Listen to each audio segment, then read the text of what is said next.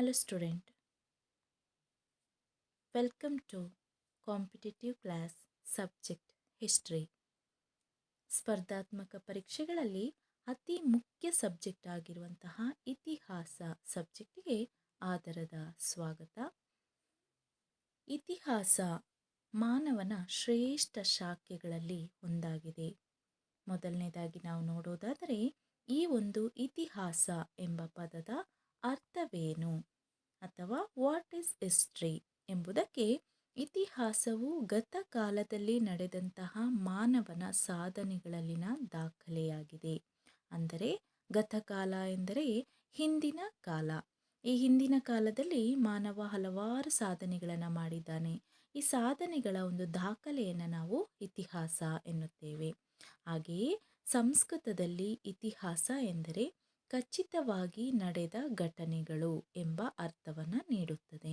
ಅಂದರೆ ಇದು ಯಾವುದೇ ರೀತಿಯಲ್ಲೂ ಫೇಕ್ ಅಲ್ಲ, ಬದಲಾಗಿ ನಿಜವಾಗಿ ನಡೆದಿರುವಂತಹ ಸತ್ಯವನ್ನೇ ಹೇಳುವಂಥದ್ದು ಎಂದು ಹೇಳಲಾಗುತ್ತದೆ. Next, why do we need to study history ಅಥವಾ ಇತಿಹಾಸವನ್ನು ನಾವು ಏಕೆ ಅಧ್ಯಯನವನ್ನು ಮಾಡಬೇಕು? ಆದರೆ ನಮ್ಮಲ್ಲಿ ಕೆಲವು ವಿದ್ಯಾರ್ಥಿಗಳಿಗೆ ಇತಿಹಾಸ ವಿಷಯಕ್ಕೆ ಸಂಬಂಧಪಟ್ಟಂತೆ ತುಂಬಾ ಡೌಟ್ ಇರುತ್ತೆ. ಏನಂತ ಹೇಳಿದರೆ, ನಾವು ಯಾಕೆ ಮ್ಯಾಮ್ ಹಿಸ್ಟ್ರಿ ಸಬ್ಜೆಕ್ಟನ್ನು ಓದಬೇಕು, ನಾವು ಯಾಕೆ ಹಿಂದೆ ನಡೆದ ಘಟನೆಯನ್ನು ಓದಬೇಕು ಅಂತ. ಇದರಿಂದ ಏನು ಯೂಸ್ ಅಂತ ಕೇಳ್ತಾರೆ. ಇತಿಹಾಸವನ್ನು ನಾವು ಏಕೆ ಅಧ್ಯಯನ ಮಾಡಬೇಕು ಎಂದರೆ, ಇತಿಹಾಸವು ನಮಗೆ ವಿಶ್ವದ ಮಹಾನ್ ವ್ಯಕ್ತಿಗಳ ಜೀವನ ಚರಿತ್ರೆ ಮತ್ತು ಪ್ರಮುಖ ಘಟನೆಗಳನ್ನು ತಿಳಿಸುತ್ತದೆ. ಇದು ಮಾನವರು ಹಿಂದೆ ಹೇಗೆ ಹೋರಾಟವನ್ನು ಮಾಡಿದರು, ಆತ ಹೇಗೆ ಪರಿಸರಕ್ಕೆ ಹೊಂದಿಕೊಂಡ ಎಂಬುದನ್ನು ತಿಳಿಸುತ್ತದೆ. ಜೊತೆಗೆ ಹಿಂದಿನ ಕಾಲದಲ್ಲಿ ಸಮಾಜದಲ್ಲಿ ಧಾರ್ಮಿಕ ಅಸಹಿಷ್ಣುತೆಯಿಂದ ಇದ್ದಂತಹ ಜನರನ್ನು ಕೆಲವು ಮಹಾನ್ ನಾಯಕರು ಪ್ರೀತಿ ವಿಶ್ವಾಸವನ್ನು ತುಂಬಿ ಹೇಗೆ ಧಾರ್ಮಿಕ ಸಹಿಷ್ಣುತೆಯನ್ನು ಬೋಧಿಸಿದರು. ಅದರಿಂದ ಈಗ ನಾವು ಇತಿಹಾಸವನ್ನು ಅಧ್ಯಯನವನ್ನು ಮಾಡಿದರೆ ಧಾರ್ಮಿಕ ಸಹಿಷ್ಣುತೆಯನ್ನು ಹೇಗೆ ಕಾಪಾಡಿಕೊಳ್ಳಬೇಕು ಎಂಬುದರ ಬಗ್ಗೆ ನಮಗೆ ಇತಿಹಾಸ ಸಹಾಯವನ್ನು ಮಾಡುತ್ತದೆ. ಹಾಗೆಯೇ ನಮ್ಮಲ್ಲಿ ದೇಶಾಭಿಮಾನವನ್ನು ಮೂಡಿಸಲಿಕ್ಕೂ ಕೂಡ ಸಹಾಯ ಆಗುತ್ತೆ. ಇನ್ನು ಇತಿಹಾಸವು ವೃತ್ತಿಪರ ಉಪಯೋಗಗಳನ್ನು ಹೊಂದಿದೆ. ಇಂದು ಸ್ಪರ್ಧಾತ್ಮಕ ಪರೀಕ್ಷೆಗಳಾದಂತಹ IAS, IPS, IFS, KAS ಇತ್ಯಾದಿ ಎಲ್ಲ ಸ್ಪರ್ಧಾತ್ಮಕ ಪರೀಕ್ಷೆಗಳಲ್ಲಿ ಇತಿಹಾಸವು ಪ್ರಮುಖವಾದಂತಹ ಒಂದು ಐಚ್ಛಿಕ ವಿಷಯವಾಗಿದೆ. ಏಕೆಂದರೆ ಐತಿಹಾಸಿಕ ಜ್ಞಾನವು ಇಂದು ವಿದ್ಯಾರ್ಥಿಗಳಿಗೆ ಆಗಲಿ, ಅಧ್ಯಾಪಕರಿಗಾಗಲಿ, ವಕೀಲರಿಗಾಗಲಿ ಅಥವಾ ಪತ್ರಕರ್ತರಿಗಾಗಲಿ, ಆಡಳಿತಗಾರರಿಗೆ ಮತ್ತು ರಾಜನೀತಿಜ್ಞರಿಗೆ ತುಂಬ ಅತ್ಯವಶ್ಯಕವಾಗಿದೆ ಅಂತ ಹೇಳ್ಬೋದಾಗಿದೆ. ಹಾಗೆ what makes history so important ಅಥವಾ ಇತಿಹಾಸದಿಂದ ನಮಗೆ ಆಗುವಂತಹ ಪ್ರಯೋಜನಗಳೇನು ಅಥವಾ ಪ್ರಾಮುಖ್ಯತೆ ಏನು, ಇತಿಹಾಸದ ಪ್ರಮುಖ ಇಂಪಾರ್ಟೆನ್ಸ್ಗಳು ಏನು ಅನ್ನೋದನ್ನು ನೋಡಿದ್ರೆ, ಆಡಳಿತ ಸುಧಾರಣೆಯನ್ನು ಜಾರಿಗೆ ತರುವಲ್ಲಿ ರಾಜಕಾರಣಿಗಳಿಗೆ ಐತಿಹಾಸಿಕ ಜ್ಞಾನ ತುಂಬ ಅತ್ಯಗತ್ಯ. ಕೇಂದ್ರ ಮತ್ತು ರಾಜ್ಯ ಸರ್ಕಾರಗಳ ಅಡಿಯಲ್ಲಿ ಬರುವಂತಹ ಪುರಾತತ್ವ ಇಲಾಖೆಗಳಲ್ಲಿ ಸಾವಿರಾರು ಇತಿಹಾಸಕಾರರು ಕಾರ್ಯನಿರ್ವಹಿಸುತ್ತಿದ್ದಾರೆ. ಹಾಗಾಗಿ ನಾವು ಕರ್ತವ್ಯ ಮಾಡುವಂತಹ ಎಲ್ಲ ಕ್ಷೇತ್ರಗಳಲ್ಲೂ, ಜೊತೆಗೆ ನಮ್ಮ ದೈನಂದಿನ ಜೀವನದಲ್ಲಿಯೂ ಕೂಡ ಇತಿಹಾಸದ ಜ್ಞಾನ ಬಹಳ ಉಪಯುಕ್ತವಾಗಿದೆ. ಎಲ್ಲ ಸ್ಪರ್ಧಾತ್ಮಕ ಪರೀಕ್ಷೆಗಳಲ್ಲಿ ಅತ್ಯಂತ ಪ್ರಮುಖವಾಗಿ ಕೇಳುವ ಭಾಗ ಅಥವಾ ಸಬ್ಜೆಕ್ಟ್ ಅಂದರೆ ಹಿಸ್ಟ್ರಿ ಅಂತ ಹೇಳಿದರೆ ತಪ್ಪಾಗಲಾರದು. ಸೊ ಇವತ್ತಿನ ಈ ಒಂದು ವಿಡಿಯೋದಲ್ಲಿ ಎಲ್ಲ ಸ್ಪರ್ಧಾತ್ಮಕ ಪರೀಕ್ಷೆಗಳಲ್ಲಿ ಹಿಸ್ಟ್ರಿ ಸಬ್ಜೆಕ್ಟ್ ಹೇಗೆ ಸ್ಟಡಿ ಮಾಡಬೇಕು, ಅದರ ಪಠ್ಯಕ್ರಮ ಏನು, ಯಾವ ಯಾವ ಚಾಪ್ಟರ್ ಬರುತ್ತೆ, ಜೊತೆಗೆ ಮತ್ತು ಅತಿ ಹೆಚ್ಚು ಬಾರಿ ಯಾವ ಟಾಪಿಕ್ ಮೇಲೆ ಪ್ರಶ್ನೆಗಳನ್ನು ಕೇಳಿದ್ದಾರೆ, ಇಷ್ಟನ್ನು ನಾವು ಇಂದಿನ ಕ್ಲಾಸ್ನಲ್ಲಿ ಡಿಸ್ಕಸ್ ಮಾಡೋಣ. ನೆಕ್ಸ್ಟ್, ಈ ಒಂದು ಸ್ಪರ್ಧಾತ್ಮಕ ಪರೀಕ್ಷಾ ದೃಷ್ಟಿಯಲ್ಲಿ ನಾವು ಹಿಸ್ಟ್ರಿಯನ್ನು 3 ಭಾಗವಾಗಿ ಡಿವೈಡ್ ಮಾಡಿ ಓದಬೇಕಾಗುತ್ತೆ. ಈ 3 ಭಾಗ ಯಾವುದು ಅಂತ ಹೇಳಿದ್ರೆ, first one is ancient history ಅಥವಾ ಇಂಡಿಯನ್ ಹಿಸ್ಟ್ರಿಯಲ್ಲಿ 3 ಭಾಗಗಳನ್ನಾಗಿ ಮಾಡಲಾಗುತ್ತೆ.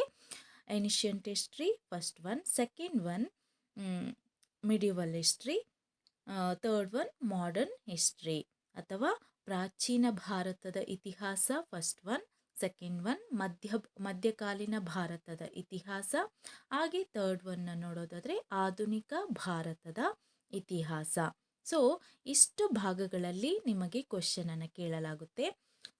ಸೊ ನಾವು ಈ ಪಾರ್ಟ್ಗಳನ್ನು ಯಾವ ಯಾವ ಚಾಪ್ಟರ್, ಈ ಒಂದು ಪಾರ್ಟ್ಗಳಲ್ಲಿ ಯಾವ ಯಾವ ಚಾಪ್ಟರ್ಗಳು ಬರುತ್ತೆ, ಅದನ್ನು ಹೇಗೆ ಓದಬೇಕು ಅಂತ ನೋಡೋದಾದರೆ, ನಾವು ಮೊದಲ ಭಾಗ ಅಂತಂದರೆ ನಾವೀಗ ಇಂಡಿಯನ್ ಹಿಸ್ಟ್ರಿಯಲ್ಲಿ ಮೊದಲನೇ ಭಾಗ ಯಾವುದು ಅಂತಂದರೆ ಏನ್ಷಿಯಂಟ್ ಹಿಸ್ಟ್ರಿ ಅಥವಾ ಪ್ರಾಚೀನ ಭಾರತದ ಇತಿಹಾಸ.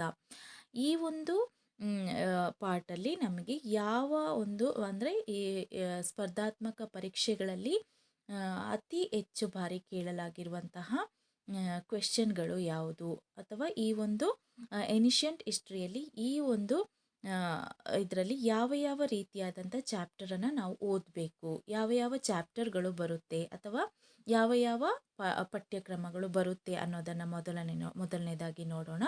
ನಂತರ ಇದರಲ್ಲಿ ಕೇಳಿರುವಂತಹ ಅನೇಕ ಬಾರಿ ಸ್ಪರ್ಧಾತ್ಮಕ ಪರೀಕ್ಷೆಗಳಲ್ಲಿ ಕೇಳಲಾಗಿರುವಂತಹ ಪ್ರಶ್ನೆಗಳ ಬಗ್ಗೆ ನಾವು ನೋಡೋಣ.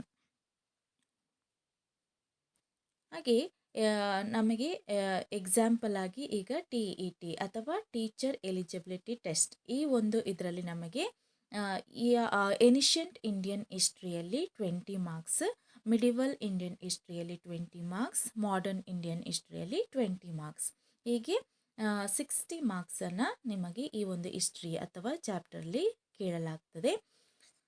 ಹಾಗೆ ನಾನಾ ಸ್ಪರ್ಧಾತ್ಮಕ ಪರೀಕ್ಷೆಗಳಲ್ಲಿ ಹಿಸ್ಟ್ರಿಯಲ್ಲಿ ಹಲವಾರು ರೀತಿಯಲ್ಲಿ ಕ್ವೆಶ್ಚನನ್ನು ಕೇಳಲಾಗುತ್ತೆ. ಹಾಗೆ ನಾವು ಏನ್ಷಿಯಂಟ್ ಇಂಡಿಯಾ ಅಥವಾ ಪ್ರಾಚೀನ ಭಾರತದ ಇತಿಹಾಸ, ಈ ಒಂದು ಇತಿಹಾಸದಲ್ಲಿ ನಮಗೆ ಮೊದಲನೇದಾಗಿ ನಾವು ನೋಡೋದಾದರೆ ವೈದಿಕ ಸಂಸ್ಕೃತಿ ಅಥವಾ ವೇದಿಕ್ ಕಲ್ಚರ್, ಇದರ ಬಗ್ಗೆ ಕ್ವೆಶ್ಚನನ್ನು ಕೇಳಲಾಗುತ್ತೆ. ಈ ವೈದಿಕ ಸಂಸ್ಕೃತಿ ಎಂದರೇನು ಅಂತ ಮೊದಲನೇದಾಗಿ ನೋಡೋದಾದರೆ, ಭಾರತದ ಉಪಖಂಡದಲ್ಲಿ ಸಿಂಧು ನಾಗರಿಕತೆ ನಂತರ ಆರ್ಯರು ಒಂದು ವಿಭಿನ್ನ ಸಂಸ್ಕೃತಿಯನ್ನು ಬೆಳೆಸ್ತಾರೆ. ಅಂದರೆ ಮೊದಲನೇದಾಗಿ ಸಿಂಧು ನಾಗರಿಕತೆ ಇರುತ್ತೆ, ಅದರ ನಂತರ ಬಂದಂತಹ ಒಂದು ಸಂಸ್ಕೃತಿ ಯಾವುದು ಅಂತಂದರೆ ವೈದಿಕ ಸಂಸ್ಕೃತಿ ಅಂತ ಹೇಳ್ಬೋದಾಗಿದೆ. ಸಾಲಿಯಾನ ಶಕಪೂರ್ವ 2000 ಆಸುಪಾಸಿನಲ್ಲಿ ವಾಯುವ್ಯ ದಿಕ್ಕಿನಿಂದ ಅವರು ಭಾರತಕ್ಕೆ ಬಂದಿರಬಹುದು ಅಂತ ನಂಬಲಾಗಿದೆ. ಆರಂಭಿಕ ಆರ್ಯರು ಯಾವುದೇ ಪುರಾತತ್ವ ಮೂಲಾಧಾರಗಳನ್ನು ಬಿಟ್ಟು ಹೋಗಿಲ್ಲ, ಆದರೆ ಅವರು ಕೊಟ್ಟಿರುವಂತಹ ಶ್ರೀಮಂತ ವೈದಿಕ ಸಾಹಿತ್ಯ ಅವರ ಸಂಸ್ಕೃತಿಯ ಮೇಲೆ ಬೆಳಕನ್ನು ಚೆಲ್ಲುತ್ತೆ. ಹಾಗೆ ವೇದಗಳು ಆರ್ಯರ ಒಂದು ಮಹಾನ್ ಕೊಡುಗೆಗಳಾಗಿದೆ. ಆದ್ದರಿಂದ ಈ ಸಂಸ್ಕೃತಿಯನ್ನು ನಾವು ವೈದಿಕ ಸಂಸ್ಕೃತಿ ಅಂತ ಕರೆಯಲಾಗುತ್ತೆ. ನಾವು ಎಕ್ಸಾಮ್ಗಳಿಗೆ ಓದಬೇಕಾದ್ರೆ ನಾವು ವೈದಿಕ ಸಂಸ್ಕೃತಿಯ ಒಂದು ಮೂಲ, ಅವರ ಒಂದು ಪ್ರಮುಖ ಲಕ್ಷಣಗಳು, ಅದರಲ್ಲಿ ರಾಜಕೀಯ ಸ್ಥಿತಿ ಅಂತಂದರೆ ವೇದಗಳ ಕಾಲದಲ್ಲಿ ಜನರ ರಾಜಕೀಯ ಸ್ಥಿತಿ, ಹಾಗೆ ಸಾಮಾಜಿಕ ಸ್ಥಿತಿ, ಜೊತೆಗೆ ಆರ್ಥಿಕ ಸ್ಥಿತಿ, ನಂತರ ಧಾರ್ಮಿಕ ಸ್ಥಿತಿ ಮತ್ತು ಶಿಕ್ಷಣ ಮತ್ತು ವಿಜ್ಞಾನದಲ್ಲಿ ಅವರ ಕೊಡುಗೆ, ಇದರ ಬಗ್ಗೆ ನಾವು ಓದಬೇಕಾಗುತ್ತೆ. ಇದರಲ್ಲಿ ಅತಿ ಹೆಚ್ಚು ಬಾರಿ ಕೇಳಿರುವಂತಹ ಕ್ವೆಶ್ಚನ್ ಯಾವುದು ಅಂತಂದರೆ which river is not mention in Rigveda. ಅಂದರೆ ವೇದಗಳ ಕಾಲದಲ್ಲಿ 3 ವೇದಗಳಿರುತ್ತೆ, 4 ವೇದಗಳು: ಋಗ್ವೇದ, ಯಜುರ್ವೇದ, ಸಾಮವೇದ ಮತ್ತು ಅಥರ್ವಣ ವೇದ. ಈ ವೇದಗಳ ಕಾಲದಲ್ಲಿ ಋಗ್ವೇದಗಳ ಕಾಲದಲ್ಲಿ 3 ನದಿಗಳನ್ನು ಅವರು ಮೆನ್ಷನ್ ಮಾಡಿರುತ್ತಾರೆ, ಆದರೆ ನರ್ಮದಾ ನದಿಯನ್ನು ಅವರು ಮೆನ್ಷನ್ ಮಾಡಲ್ಲ. ಆದ್ದರಿಂದ which river is not mention in Rigveda, ಇದರಲ್ಲಿ ಆಪ್ಷನ್ ಕೊಡ್ತಾರೆ ABCD ಅಂತ. ಇದರಲ್ಲಿ ನಮಗೆ ಯಾವುದು ಕರೆಕ್ಟ್ ಆನ್ಸರ್ ಇದೆ ಅದನ್ನು ನಾವು ಟಿಕ್ ಮಾಡಬೇಕಾಗುತ್ತೆ ಅಥವಾ ಅದನ್ನು ನಾವು ಬರಿಬೇಕಾಗುತ್ತೆ. ಇದರಲ್ಲಿ A Narmada, B Sindhu, C Ganga, D Yamuna. ಇದರಲ್ಲಿ ಕರೆಕ್ಟ್ ಆನ್ಸರ್ ನರ್ಮದಾ, ಆದ್ದರಿಂದ ಆಪ್ಷನ್ A ಕರೆಕ್ಟ್ ಆದಂತಹ ಆನ್ಸರ್ ಆಗಿರುತ್ತೆ. ಹೀಗೆ ವೇದಗಳ ಕಾಲದಲ್ಲಿ ನಮಗೆ ಅವರ ಒಂದು ಪ್ರಮುಖ ಲಕ್ಷಣಗಳಲ್ಲಿ ನಾವು ಕೆಲವಾರು ಕ್ವೆಶ್ಚನನ್ನು ನಮಗೆ ಕೇಳಲಾಗ್ತದೆ, ಸ್ಪರ್ಧಾತ್ಮಕ ಪರೀಕ್ಷೆಗಳಲ್ಲಿ ಕೇಳಲಾಗ್ತದೆ. ನಂತರ ನ್ಯೂ ರಿಲಿಜಿಯಸ್ ಮೂವ್ಮೆಂಟ್. ಹೊಸ ಧರ್ಮಗಳ ಉದಯ ಅಂದರೆ ಶಾಲಿಯನ ಶಕಪೂರ್ವ 6ನೇ ಶತಮಾನದಲ್ಲಿ ಭಾರತ ಸಮಾಜದಲ್ಲಿದ್ದಂತಹ ಧಾರ್ಮಿಕ ಮತ್ತು ಸಾಮಾಜಿಕ ಶೋಷಣೆ ವಿರುದ್ಧ ಪ್ರತಿಭಟನೆಯನ್ನು ಕಂಡಿತು. ಜಾತಿ ಪದ್ಧತಿ, ಅನ್ಯಾಯ ಮತ್ತು ಕಠಿಣವಾದಂತಹ ಆಚರಣೆಗಳ ವಿರುದ್ಧ ಒಂದು ಚಳುವಳಿಯೇ ನಡೆಯುತ್ತೆ. ಹಾಗೆ ಸರಳ ಧರ್ಮ ಮತ್ತು ಆಧ್ಯಾತ್ಮಿಕ ಕ್ರಮವು ಅಂದಿನ ಕಾಲದ ಅಗತ್ಯವಾಗಿದ್ದು, ಇದನ್ನು ಮಹಾವೀರ ಮತ್ತು ಬುದ್ಧ ಬಹುಮಟ್ಟಿಗೆ ಈಡೇರಿಸ್ತಾರೆ. ಅಂದರೆ ಹೊಸ ಧರ್ಮಗಳ ಉದಯ ಇದು ಪ್ರಾಚೀನ ಭಾರತದಲ್ಲಿ ಅಥವಾ ಏನ್ಷಿಯಂಟ್ ಇಂಡಿಯನ್ ಹಿಸ್ಟ್ರಿಯಲ್ಲಿ ನೆಕ್ಸ್ಟ್ ಬರುವಂತಹ ಒಂದು ಚಾಪ್ಟರ್. ಇದರಲ್ಲಿ ಏನಾಗುತ್ತೆ ಅಂತಂದರೆ ಹೊಸ ಧರ್ಮಗಳ ಉದಯ ಯಾಕೆ ಈ ಒಂದು ಉದಯಕ್ಕೆ ಕಾರಣವಾದಂಥ ಅಂಶಗಳನ್ನು ನಾವು ನೋಡಬೇಕಾಗುತ್ತೆ. ಜೊತೆಗೆ ಯಾವ ಯಾವ ಧರ್ಮಗಳು ಉದಯ ಆಗುತ್ತೆ. ಇದರಲ್ಲಿ ಜೈನ ಧರ್ಮದಲ್ಲಿ ಫಸ್ಟ್ ಉದಯವಾದಂಥ ಧರ್ಮ ಜೈನ ಧರ್ಮ. ಅದರಲ್ಲಿ ಬರುವಂತಹ ಮಹಾನ್ ಪುರುಷರು ಯಾರು ಅಂತಂದರೆ ವರ್ಧಮಾನ ಮಹಾವೀರ. ವರ್ಧಮಾನ ಮಹಾವೀರನ ಆರಂಭಿಕ ಜೀವನ, ಅವನ ಬೋಧನೆಗಳು, ಪಂಚಶೀಲ ತತ್ವಗಳು, ಹಾಗೆ ಆತ ಜೈನ ಧರ್ಮದ ಪ್ರಚಾರ ಹೇಗೆ ಪ್ರಸಾರವನ್ನು ಮಾಡ್ದ ಅನ್ನೋದನ್ನು ನಾವು ನೋಡ್ಕೊಳ್ಬೇಕಾಗುತ್ತೆ. ನಂತರ ಬರುವಂಥದ್ದು ಬೌದ್ಧ ಧರ್ಮ. ಇದರಲ್ಲಿ ಗೌತಮ ಬುದ್ಧ ಅಂದರೆ ಬೌದ್ಧ ಧರ್ಮದ ಸ್ಥಾಪಕ ಗೌತಮ ಬುದ್ಧನಾಗಿರ್ತಾನೆ. ಇವನ ಒಂದು ಕಾಲ, ಜೊತೆಗೆ ಇವನ ಒಂದು ಜೀವನ, ಹಾಗೆ ಇವನು ಬೋಧಿಸಿದಂತಹ ತತ್ವಗಳು, ಜೊತೆಗೆ ಇವನ ಬೌದ್ಧ ಧರ್ಮದ ಪ್ರಸಾರಕ್ಕೆ ಇವನು ಕೈಗೊಂಡಂತಹ ಕ್ರಮಗಳು, ಹಾಗೆ ನಂತರ ಇವನ ಕೊಡುಗೆಗಳು, ಇದನ್ನು ಬೌದ್ಧ ಧರ್ಮದ ಕೊಡುಗೆಗಳು ಇದನ್ನು ನಾವು ನೋಡ್ಕೊಳ್ಬೇಕಾಗುತ್ತೆ. ಇದರಲ್ಲಿ ಕೆಲವು ಎಕ್ಸಾಮ್ಸ್ಗಳಲ್ಲಿ ಕೇಳಿರುವಂತಹ ಕ್ವೆಶನ್ಸ್ಗಳು ಯಾವುದು ಅಂತ ಹೇಳಿದ್ರೆ, Tripitakas are sacred books of first one A Islamic, B Hindus, Buddhist, Jains. ಇದರಲ್ಲಿ ನಾವು ಆಪ್ಷನ್ ಕೊಟ್ಟಿರ್ತಾರೆ, ಅದರಲ್ಲಿ ನಾವು ಯಾವುದು ಕರೆಕ್ಟ್ ಆದಂತಹ ಆನ್ಸರ್ ಅನ್ನೋದನ್ನು ನಾವು ಬರೀಬೇಕಾಗುತ್ತೆ. Tripitaka as sacred books of Buddhist, ಇದು ಬುದ್ಧಿಸ್ಟ್ ಅಥವಾ ಬೌದ್ಧ ಧರ್ಮಕ್ಕೆ ಸಂಬಂಧಿಸಿರುವಂತಹ ಒಂದು ಗ್ರಂಥವಾಗಿರುತ್ತೆ. ನಂತರ ನಾವು ನೋಡೋದಾದರೆ ನೆಕ್ಸ್ಟ್ ನಾವು ಈ ಒಂದು ಪ್ರಾಚೀನ ಭಾರತದ ಇತಿಹಾಸದಲ್ಲಿ ನಾವು ನೆಕ್ಸ್ಟ್ ನೋಡುವಂತಹ ಎಂಪೈರ್ ಯಾವುದು ಅಂತಂದರೆ ಮೌರ್ಯನ್ ಎಂಪೈರ್ ಅಥವಾ ಮೌರ್ಯ ವಂಶ. ಈ ಒಂದು ಮೌರ್ಯ ಸಾಮ್ರಾಜ್ಯ ಏನಾಗುತ್ತೆ ಅಂತಂದರೆ ಭಾರತದ ಮೊದಲ ಮಹಾನ್ ಸಾಮ್ರಾಜ್ಯವಾಗಿರುತ್ತೆ. ಅವರ ಅಧಿಕಾರದ ಅವಧಿಯಲ್ಲಿ ಅನೇಕ ಸಣ್ಣ ಪುಟ್ಟ ಸಂಸ್ಥಾನಗಳನ್ನು ಒಟ್ಟುಗೂಡಿಸಿ ಏಕಚಕ್ರಾಧಿಪತ್ಯದಡಿಯಲ್ಲಿ ತರಲಾಗುತ್ತೆ. ಮೊದಲ ಬಾರಿಗೆ ಭಾರತದ ರಾಜಕೀಯ ಐಕ್ಯತೆಯನ್ನು ಸಾಧಿಸಿತು ಅಂದರೆ ಈ ಒಂದು ಮೌರ್ಯರ ಕಾಲದಲ್ಲಿ. ಅಂದರೆ ರಾಜಕೀಯ ಆಡಳಿತ ನಡೆಸಲಿಕ್ಕೆ ಸ್ಟಾರ್ಟ್ ಆಗಿದ್ದು ಯಾವಾಗ ಅಂತ ಹೇಳಿದ್ರೆ ಮೌರ್ಯರ ಆಡಳಿತ ಅವಧಿಯಲ್ಲಿ ಅಂತ ಹೇಳ್ಬೋದು. ಮೌರ್ಯರು ಭಾರತದ ವಾಯುವ್ಯ ಭಾಗವನ್ನು ವಿದೇಶಿಯರ ಆಳ್ವಿಕೆಯಿಂದ ಮುಕ್ತಗೊಳಿಸಿದರಲ್ಲದೆ ಹಲವಾರು ಶತಮಾನಗಳ ಕಾಲ ಮುಂದುವರೆದಂತಹ ಏಕರೂಪದಂಥ ಆಡಳಿತ ಪದ್ಧತಿಯನ್ನು ಜಾರಿಗೆ ತರ್ತಾರೆ. ಹಾಗೆ ಚಂದ್ರಗುಪ್ತ ಮೌರ್ಯ ಈ ಒಂದು ವಂಶದ ಸ್ಥಾಪಕ ಅಂತ ಹೇಳ್ಬೋದು. ಹಾಗೆ ಈತ ಪಾಟಲಿಪುತ್ರ ಇವರ ಒಂದು ರಾಜಧಾನಿಯಾಗಿತ್ತು. ಪಾಟಲಿಪುತ್ರವನ್ನು ರಾಜಧಾನಿಯನ್ನಾಗಿ ಮಾಡಿಕೊಂಡು ಆಳ್ವಿಕೆಯನ್ನು ನಡೆಸ್ತಾ ಇದ್ರು. ಹಾಗೆ ಧರ್ಮಚಕ್ರ ಇವರ ಒಂದು ರಾಜ್ಯ ಲಾಂಛನವಾಗಿತ್ತು.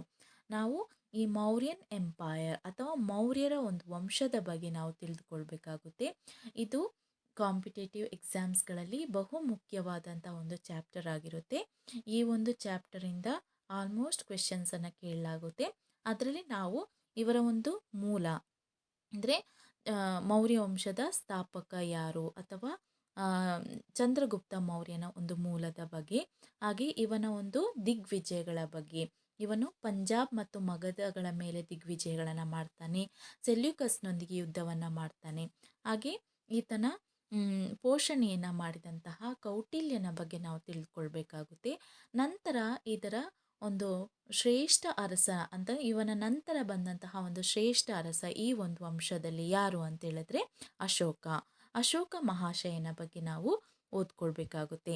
ಅಂದರೆ ಅಶೋಕ ಮಹಾಶಯನ ಒಂದು ಕಳಿಂಗ ಯುದ್ಧದ ಬಗ್ಗೆ ನಾವು ತಿಳಿದುಕೊಳ್ಬೇಕಾಗುತ್ತೆ. ಜೊತೆಗೆ ಈತನು ಶಾಸನಗಳನ್ನು ಹೊರಡಿಸ್ತಾನೆ. ಜೊತೆಗೆ ಬೌದ್ಧ ಧರ್ಮವನ್ನು ಸ್ವೀಕರಿಸಿ ಇವನು ಬೌದ್ಧ ಧರ್ಮದ ಹರಡುವಿಕೆಗೆ ತೆಗೆದುಕೊಳ್ಳುವಂತಹ ಕ್ರಮಗಳ ಬಗ್ಗೆ ನಾವು ಓದ್ಕೊಳ್ಬೇಕಾಗುತ್ತೆ.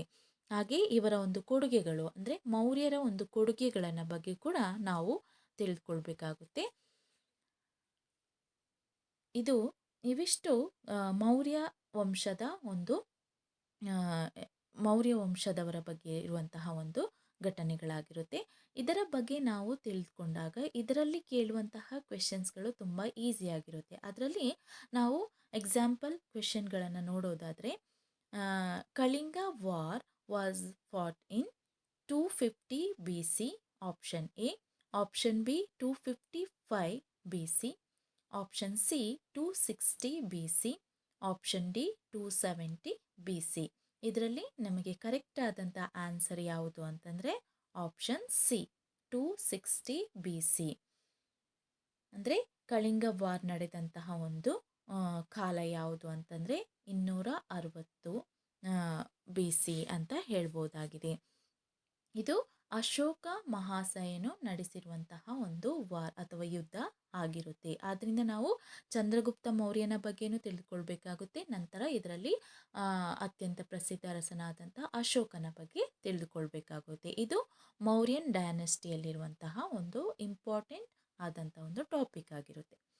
ನೆಕ್ಸ್ಟ್ ನಾವು ನೋಡೋದಾದರೆ, ಅದೇ ರೀತಿಯಾಗಿ ಇದರಲ್ಲಿ ಕೇಳುವಂಥ questions in is inscriptions Ashoka calls himself. First one, Devanampriya Priyadarshini king, Ashoka Priyadarshi, Dhammashoka or Dharmashoka, Daivaputra. ಇದರ ಒಂದು ಆನ್ಸರ್ ಯಾವುದು ಅಂತಂದರೆ option A, Devanampriya Priyadarshini king. ಅಂದರೆ ಅವನು ತನ್ನ ಶಾಸನಗಳಲ್ಲಿ ತನ್ನನ್ನು ಏನಂತ ಕರೆದುಕೊಳ್ತಾನೆ ಅಂತಂದರೆ ದೇವನಾಂಪ್ರಿಯ ಪ್ರಿಯದರ್ಶಿನಿ ಅಥವಾ ದೇವರುಗಳಿಗೆ ಪ್ರಿಯನಾದವನಂತ ಹೇಳಲಾಗ್ತದೆ. ಆದ್ದರಿಂದ ಇದರಲ್ಲಿ ಆಪ್ಷನ್ ಎ, ದೇವನಾಂಪ್ರಿಯ ಪ್ರಿಯದರ್ಶಿನಿ. ಇದು ಕೂಡ ಹಲವಾರು ಬಾರಿ ಕೇಳಿರುವಂತಹ ಕ್ವೆಶನ್ಗಳಾಗಿರುತ್ತೆ. ನಂತರ ನಾವು ನೋಡೋದಾದರೆ ಗುಪ್ತ ಡೈನೆಸ್ಟಿ ಅಥವಾ ಗುಪ್ತ ವಂಶ. ಈ ಒಂದು ಪ್ರಾಚೀನ ಭಾರತದ ಇತಿಹಾಸದಲ್ಲಿ ನಮಗೆ ವೇದಗಳ ಸಂಸ್ಕೃತಿ ಜೊತೆಗೆ ಹೊಸ ಧರ್ಮಗಳ ಉದಯ, ನಂತರ ಬರುವಂಥದ್ದು ಮೌರ್ಯರು, ಅದಾದ ನಂತರ ಬರುವಂಥದ್ದು ಗುಪ್ತರು. ಅಂದರೆ ಮೌರ್ಯರ ಪತನದ ನಂತರ ಏನಾಗುತ್ತೆ ಅಂತಂದರೆ ಉತ್ತರ ಭಾರತದಲ್ಲಿ ಸುಮಾರು 1 ಶತಮಾನದವರೆಗೆ ಯಾವುದೇ ಬಲಿಷ್ಠ ರಾಜಕೀಯ ಶಕ್ತಿ ಇರಲಿಲ್ಲ. ಅಂದರೆ ಮೌರ್ಯರ ಪತನ ಆಗುತ್ತೆ ಅಶೋಕ ಮಹಾಶಯನ ನಂತರ. ಅದಾದ ನಂತರ ಯಾವುದೇ ಬಲಿಷ್ಠ ರಾಜಕೀಯ ಶಕ್ತಿ ಇರೋದಿಲ್ಲ. ಸಂಪೂರ್ಣ ಉತ್ತರ ಭಾರತ ಏನಾಗುತ್ತೆ ಅಂತಂದರೆ ಸಣ್ಣ ಪುಟ್ಟ ಸಂಸ್ಥಾನಗಳಾಗಿ ವಿಭಾಗಿಸಲ್ಪಡುತ್ತೆ. ಹಾಗೆ ಸಾಲಿಯಾನ ಶಕ 300ರಲ್ಲಿ ಗುಪ್ತರು ಒಂದು ಪ್ರಬಲ ಸಾಮ್ರಾಜ್ಯವಾಗಿ ಹೊರಹೊಮ್ಮುತ್ತಾರೆ. ಅಲ್ಲಿಯವರೆಗೂ ಏನಾಗುತ್ತೆ ಅಂತಂದರೆ ಅಲ್ಲಿದ್ದಂಥ ಸಣ್ಣ ಪುಟ್ಟ ಸಂಸ್ಥಾನಗಳು ತಮ್ಮಲ್ಲಿಯೇ ಕಚ್ಚಾಟಗಳಲ್ಲಿ ತೊಡಗಿರುತ್ತೆ. ಗುಪ್ತರು ಶಕ್ತಿಶಾಲಿಯಾದಂತಹ ಅರಸರಾಗಿರ್ತಾರೆ. ಅವರು ಭಾರತದ ವಿಸ್ತಾರವಾದಂಥ ಪ್ರದೇಶಗಳಲ್ಲಿ ಆಳ್ವಿಕೆಯನ್ನು ನಡೆಸಿ ಮೌರ್ಯರ ಪತನದ ನಂತರ 2ನೇ ಬಾರಿಗೆ ರಾಜಕೀಯ ಐಕ್ಯತೆಯನ್ನು ಸಾಧಿಸಿದವರಲ್ಲಿ ಅವರಾಗ್ತಾರೆ ಅಥವಾ ಗುಪ್ತರಾಗಿರ್ತಾರೆ. ಧರ್ಮ, ಸಾಹಿತ್ಯ, ವಿಜ್ಞಾನ, ಕಲೆ ಮತ್ತು ವಾಸ್ತುಶಿಲ್ಪ ಕ್ಷೇತ್ರಗಳಲ್ಲಿ ಅದ್ಭುತವಾದಂತಹ ಪ್ರಗತಿಯನ್ನು ಸಾಧಿಸ್ತಾರೆ. ಭಾರತದ ಇತಿಹಾಸದಲ್ಲಿ ಗುಪ್ತರ ಯುಗವನ್ನು ಸುವರ್ಣ ಯುಗ ಅಂತ ಕೂಡ ಕರೆಯಲಾಗ್ತದೆ. ಆದ್ದರಿಂದ ಈ ಒಂದು ಗುಪ್ತರ ಕಾಲದಲ್ಲಿ ಇರುವಂತಹ ಪ್ರಮುಖ ಅರಸ, ಇವರ ಒಂದು ರಾಜಕೀಯ ಇತಿಹಾಸದ ಬಗ್ಗೆ ನೋಡೋದಾದರೆ ಇವರ ಒಂದು ಪ್ರಮುಖ ಅರಸ ಯಾರು ಅಂತಂದರೆ ಸಮುದ್ರಗುಪ್ತ. ನಾವು ಸಮುದ್ರಗುಪ್ತನ ಬಗ್ಗೆ ತಿಳಿದುಕೊಳ್ಬೇಕಾಗುತ್ತೆ. ಇವನು ಉತ್ತರ ಭಾರತದ ದಂಡಯಾತ್ರೆ ಮತ್ತು ದಕ್ಷಿಣ ಭಾರತದ ದಂಡಯಾತ್ರೆಯನ್ನು ನಡೆಸ್ತಾನೆ. ಅದಾದ ನಂತರ 2ನೇ ಚಂದ್ರಗುಪ್ತ, ಇವನ ನಂತರ ಬರುವಂಥದ್ದು 2ನೇ ಚಂದ್ರಗುಪ್ತ. ಇವರ ಕಾಲದಲ್ಲಿ ಇವರ ಒಂದು ರಾಜಕೀಯ ಇತಿಹಾಸ ಒಂದು ಸುವರ್ಣ ಯುಗವನ್ನೇ ತಲುಪುತ್ತೆ. ಆದ್ದರಿಂದ ಈ ಒಂದು ಸುವರ್ಣ ಯುಗದ ಬಗ್ಗೆ ನಾವು ತಿಳಿದುಕೊಳ್ಬೇಕಾಗುತ್ತೆ. ಇವಿಷ್ಟು ಗುಪ್ತ ಸಂಸ್ಕೃತಿಯಲ್ಲಿ ಅಥವಾ ಗುಪ್ತ ಡೈನೆಸ್ಟಿ ಅಥವಾ ಗುಪ್ತ ವಂಶದಲ್ಲಿ ಬರುವಂತಹ ಪ್ರಮುಖ ರಾಜವಂಶಗಳು ಅಥವಾ ರಾಜಮನೆತನದವರ ಬಗ್ಗೆ ನಾವು ತಿಳಿದುಕೊಳ್ಬೇಕಾಗುತ್ತೆ. ಇದರಲ್ಲಿ ಕೇಳುವಂತಹ ಕೆಲವು ಕ್ವೆಶನ್ಸ್ಗಳು ಯಾವುದು ಅಂತಂದರೆ, who is founder of Gupta dynasty. ನಾನು ಈಗಾಗಲೇ ಹೇಳಿದ ಹಾಗೆ ಗುಪ್ತಾ ಡೈನೆಸ್ಟಿಯ ಸ್ಥಾಪಕರು ಯಾರು ಅಂತಂದರೆ ಚಂದ್ರಗುಪ್ತ ಫಸ್ಟ್, ಅಥವಾ ಮೊದಲನೇ ಚಂದ್ರಗುಪ್ತ, ಗುಪ್ತ ಸಂತತಿಯ ಸ್ಥಾಪಕ ಅಂತ ಹೇಳ್ಬೋದಾಗಿದೆ. ನೆಕ್ಸ್ಟ್ ನಾವು ಬರುವಂತಹ ಈ ಒಂದು ಪ್ರಾಚೀನ ಭಾರತದ ಇತಿಹಾಸದಲ್ಲಿ ನೆಕ್ಸ್ಟ್ ನಾವು ನೋಡುವಂತಹ ಒಂದು ಡೈನೆಸ್ಟಿ ಯಾವುದು ಅಂತಂದರೆ ವರ್ಧನ ಡೈನೆಸ್ಟಿ ಅಥವಾ ವರ್ಧನ ವಂಶ. ಈ ಒಂದು ಗುಪ್ತರ ನಂತರ ಉತ್ತರ ಭಾರತದ ರಾಜಕೀಯದಲ್ಲಿ ಅನೈಕ್ಯತೆ ತಲೆದೋರುತ್ತೆ. ಅಲ್ಲಿ ಏನಾಗುತ್ತೆ ಅಂತಂದರೆ ಹೂಣರು ಅನ್ನುವಂತಹ ಇವರು ದಾಳಿಗಳನ್ನು ಮಾಡ್ತಾರೆ. ಆದ್ದರಿಂದ ಹಲವು ಚಿಕ್ಕ ಚಿಕ್ಕ ರಾಜ್ಯಗಳು ಸ್ವತಂತ್ರಗೊಳ್ತಾರೆ. ಇಂತಹ ಸ್ವತಂತ್ರ ರಾಜ್ಯಗಳಲ್ಲಿ ಪುಷ್ಯಭೂತಿ ಸಂತತಿಯ ವರ್ಧನ ರಾಜ್ಯವು ಒಂದಾಗಿರುತ್ತೆ. ವರ್ಧನರ ಇತಿಹಾಸವನ್ನು ತಿಳಿದುಕೊಳ್ಳಲು ಹುಯೆನ್ಸಾಂಗ್ನ ಸಿಯುಕಿ, ಬಾಣಭಟ್ಟನ ಹರ್ಷಚರಿತ್ರೆ ಮತ್ತು ಹರ್ಷವರ್ಧನನ ತಾಮ್ರಪಟ ಶಾಸನ ಮುಂತಾದ ಮೂಲಾಧಾರಗಳು ನಮಗೆ ಸಹಾಯಕವಾಗಿದೆ.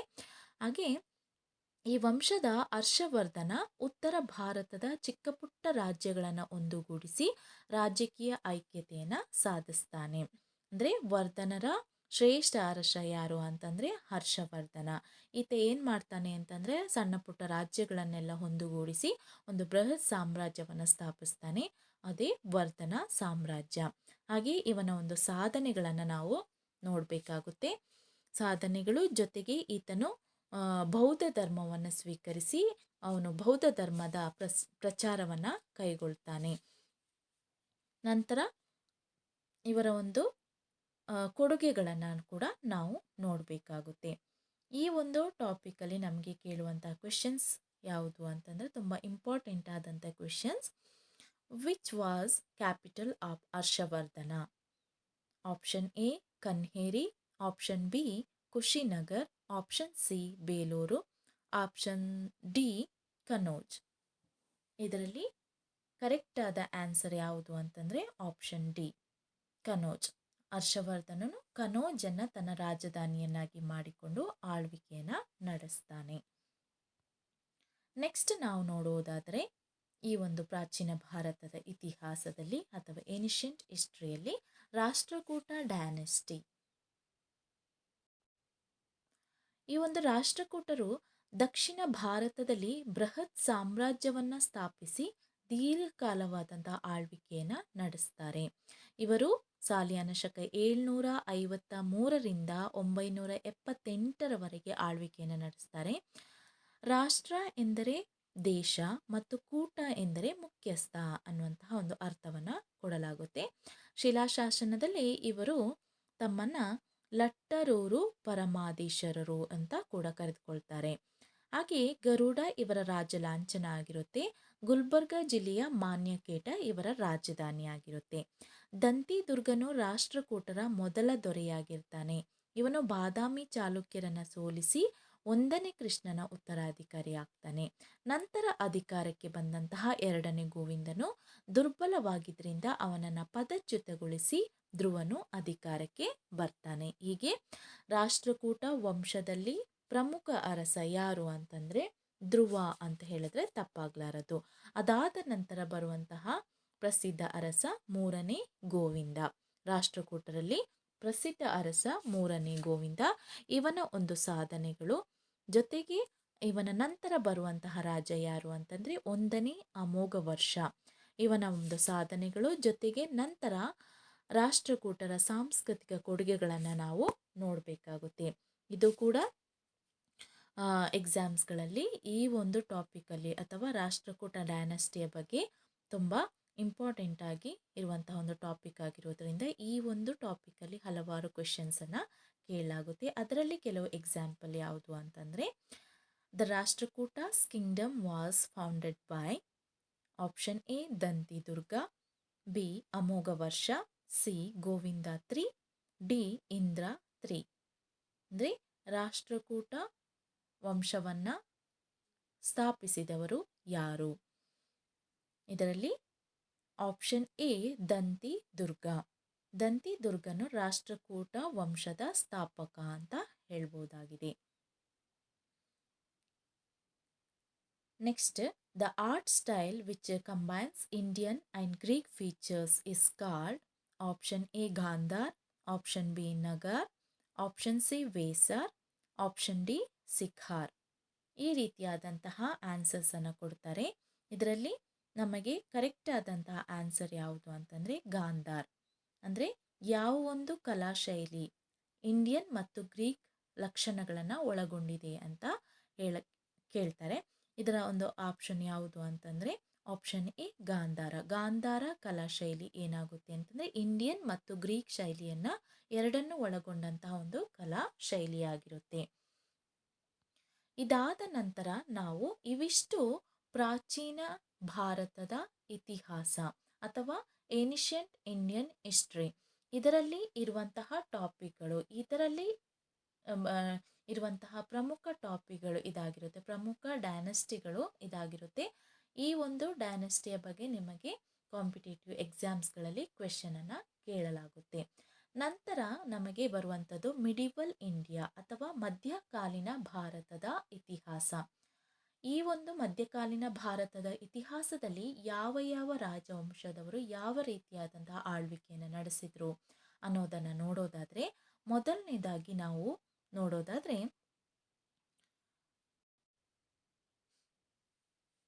ಡೆಲ್ಲಿ ಸುಲ್ತಾನೇಟ್ ಅಥವಾ ದೆಹಲಿ ಸುಲ್ತಾನರು. ಅಂದರೆ ಏನಾಗುತ್ತೆ ಅಂತಂದರೆ ಪ್ರಾಚೀನ ಭಾರತದ ಇತಿಹಾಸದಲ್ಲಿ ನಾವು ಕೊನೆಯ ದೊರೆ ಹರ್ಷವರ್ಧನನ ಬಗ್ಗೆ ತಿಳ್ಕೊಂಡ್ವಿ. ಅಂದರೆ ಈತನ ಮರಣದ ನಂತರ ಉತ್ತರ ಭಾರತದಲ್ಲಿ ಮಹತ್ತರವಾದಂತಹ ಬದಲಾವಣೆಯಾಗುತ್ತೆ. ಬಲಿಷ್ಠ ರಾಜಕೀಯ ಶಕ್ತಿ ಇಲ್ಲದಿದ್ದರಿಂದ ದೆಹಲಿಯಲ್ಲಿ ಏನಾಗುತ್ತೆ ಅಂತಂದರೆ ತೋಮರರು, ಅಜ್ಮೀರದಲ್ಲಿ ಚೌಹಾಣರು, ಕನೋಜ್ನಲ್ಲಿ ರಾಥೋಡರು, ಹೀಗೆ ಹಲವಾರು ವಂಶದವರು ಸ್ವತಂತ್ರ ರಾಜ್ಯಗಳ ಏಳಿಗೆಯನ್ನು ಮಾಡ್ಕೊಳ್ತಾರೆ. ಅಂತಂದರೆ ಈ ಒಂದು ವಂಶದವರು ಆಳ್ವಿಕೆಯನ್ನು ನಡೆಸ್ತಾರೆ. ಹಾಗೆ ಇವರ ಒಂದು ಅವಧಿಯಲ್ಲಿ ಸುಮಾರು 70 ಸ್ವತಂತ್ರ ರಾಜ್ಯಗಳು ಇರುತ್ತೆ. ಈ ರಾಜ್ಯಗಳು ಶ್ರೀಮಂತವಾಗಿರುತ್ತೆ, ಆದರೆ ಏನಾಗುತ್ತೆ ಅಂತಂದರೆ ತಮ್ಮಲ್ಲೇ ಕಚ್ಚಾಡ್ತಾ ಇರ್ತಾರೆ. ಈ ಒಂದು ಅನೈಕ್ಯತೆ ಏನಾಗುತ್ತೆ ಅಂತಂದರೆ ವಿದೇಶಿಯರ ದಾಳಿಗೆ ಕಾರಣವಾಗುತ್ತೆ. ಅಂತಹ ಟೈಮಲ್ಲಿ ಏನಾಗುತ್ತೆ, ಭಾರತದ ಮೇಲೆ ಮೊದಲನೇದಾಗಿ ಮುಸ್ಲಿಮರು ದಾಳಿಯನ್ನು ಮಾಡ್ತಾರೆ. ಅಂದರೆ ಭಾರತದ ಮೇಲೆ ದಾಳಿ ಮಾಡಿದಂತಹ ಮುಸ್ಲಿಮರಲ್ಲಿ ಅರಬ್ಬರು ಮೊದಲಿಗರು. ಅರಬ್ಬರು ಏನು ಮಾಡ್ತಾರೆ, ಭಾರತಕ್ಕೆ ದಾಳಿಯನ್ನು ಮಾಡ್ತಾರೆ. ನಂತರ ಟರ್ಕರು ಕೂಡ ನಂತರ ದಾಳಿಯನ್ನು ಮಾಡ್ತಾರೆ. ಅಂತಂದರೆ ಎರಡನೆಯವರು ಭಾರತದ ಮೇಲೆ ಆಕ್ರಮಣ ಮಾಡಿದಂಥ ಮುಸ್ಲಿಮರಲ್ಲಿ ತುರ್ಕರು ಎರಡನೆಯವರು ಅಂತ ಹೇಳಬಹುದಾಗಿದೆ. ಮೊದಲನೇದಾಗಿ ಅರಬ್ಬರು, ನೆಕ್ಸ್ಟ್ ತುರ್ಕರು ಅಂತ ಹೇಳ್ಬೋದಾಗಿದೆ. ಈ ಒಂದು ಕಾಲದಲ್ಲಿ ಏನಾಗುತ್ತೆ ಅಂತಂದರೆ ಮಹಮ್ಮದ್ ಬಿನ್ ಕಾಸಿಂ, ಅದಾದ ನಂತರ ಗಜ್ನಿ ಮಹಮ್ಮದ್, ಅದಾದ ನಂತರ ಮಹಮ್ಮದ್ ಘೋರಿ, ಇವರು ಏನು ಮಾಡ್ತಾರೆ, ಭಾರತದ ಮೇಲೆ ದಾಳಿಯನ್ನು ಮಾಡಿ ಭಾರತದ ಒಂದು ಸಂಪತ್ತನ್ನು ಲೂಟಿಯನ್ನು ಮಾಡ್ತಾರೆ. ಈ ಒಂದು ಡೆಲ್ಲಿ ಸುಲ್ತಾನೇಟ್ ಕಾಲದಲ್ಲಿ ಅಥವಾ ದೆಹಲಿ ಸುಲ್ತಾನರ ಕಾಲದಲ್ಲಿ ದೆಹಲಿಯನ್ನು 5 ಸುಲ್ತಾನ ಸಂತತಿಗಳು ಆಳ್ವಿಕೆಯನ್ನು ನಡೆಸುತ್ತೆ.